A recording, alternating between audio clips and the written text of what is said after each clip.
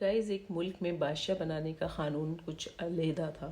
ہر سال اپنے بادشاہ کو بدل لیتے تھے. سال کے پہلے دن جو بھی سب سے پہلے ملک کی حدود میں داخل ہوتا تو اسے نیا بادشاہ منتخب کر لیتے اور موجودہ بادشاہ کو علاقۂ غیر یعنی ایک ایسی جگہ پر چھوڑ آتے جہاں صرف سانپ بچھو جنگلی جانور رہتے تھے اور جہاں پر کھانے پینے کے لیے بھی کچھ نہیں تھا.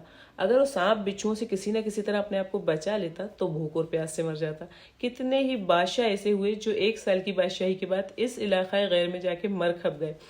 اس دفعہ شہر میں داخل ہونے والا نوجوان کسی دور دراز علاقے کا لگ رہا تھا. سب لوگوں نے آگے بڑھ کر اسے مبارکباد دی اور اسے بتایا کہ آپ کو اس ملک کا بادشاہ چن لیا گیا ہے اور اسے بڑے اعزاز کے ساتھ محل بھی لے گئے. وہ حیران بھی ہوا اور بہت خوش بھی. تخت پہ بیٹھتے ہی اس نے پوچھا کہ مجھ سے پہلا بادشاہ کہاں گیا. تو درباریوں نے اسے اس ملک کا قانون بتایا کہ ہر بادشاہ کو سال کے بعد جنگل میں چھوڑ دیا جاتا ہے اور نیا بادشاہ چن لیا جاتا ہے. یہ سنتے ہی وہ ایک دفعہ تو پریشان ہوا لیکن پھر اس نے اپنی عقل کا استعمال کرتے ہوئے کہا کہ مجھے بھی اس جگہ لے کے جاؤ جہاں تم بادشاہ کو چھوڑ کر آتے ہو. درباریوں نے سپاہیوں کو ساتھ لیا اور بادشاہ سلامت کو وہ جگہ دکھانے لے گئے جو جنگل میں جہاں پر باقی کے بادشاہوں کو چھوڑ آتے تھے.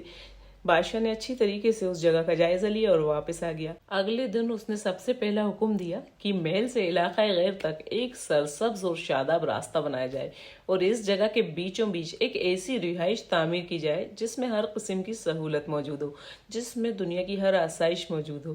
اس کے ارد گرد خوبصورت باغات لگائے جائیں اور وہاں سے موذی بچھوؤں اور سانپوں کا بھی خاتمہ کر دیا جائے. بادشاہ کے حکم پر عمل ہوا اور کچھ ہی عرصے میں سڑک اور محل بن کر تیار ہو گئے. 1 سال پورا ہوتے ہی بادشاہ نے درباریوں سے کہا کہ اپنی رسم پوری کرو اور مجھے بھی وہاں چھوڑاؤ جہاں مجھ سے پہلے کے بادشاہوں کو چھوڑ کر آتے ہو. درباریوں نے کہا کہ بادشاہ سلامت, اس سال سے یہ رسم ختم ہو گئی ہے کیونکہ ہمیں ایک عقل مند بادشاہ مل گیا ہے. وہاں تو ہم ان بے وقوف بادشاہوں کو چھوڑ کر آتے تھے جو 1 سال کی بادشاہی کے مزے میں باقی کی زندگی کو بھول جاتے تھے اور اپنے لیے کوئی انتظام نہیں کرتے تھے. لیکن آپ نے تو عقل مندی کا مظاہرہ کیا ہے, آنے والے وقت کا خیال رکھا اور عمدہ بندوبست فرما لیا. ہمیں ایسے ہی بادشاہ کی ضرورت تھی. اب آپ آرام سے ساری زندگی ہم پہ حکومت کیجیے. دوستوں, اس انوکھے ملک کا نام دنیا ہے. وہ نیا بادشاہ میں اور آپ ہیں اور وہ علاقۂ غیر ہماری خبر ہے. اب فیصلہ آپ خود کر لیجیے کہ کچھ دن بعد ہمیں بھی یہ دنیا والے ایک ایسی جگہ چھوڑائیں گے تو کیا ہم نے عقل مندی کا مظاہرہ کرتے ہوئے وہاں اپنے محل اور باغات تعمیر کیے ہیں یا بے وقوف بن کر اسی چند روزہ زندگی کے مزوں میں غرق ہیں اور آنے والی زندگی کے بارے میں نہیں سوچ رہے. ذرا سوچئے کہ آج ہمارے پاس ابھی بھی کرنے کے لیے بہت کچھ ہے لیکن ایک وقت ایسا آئے گا کہ پھر پچھتانے کی بھی مہلت نہیں ملے گی. اللہ ہم سب کو آخرت کی تیاری خوب سچی فکر سے کرنے کی ہمت اور توفیق عطا فرمائے.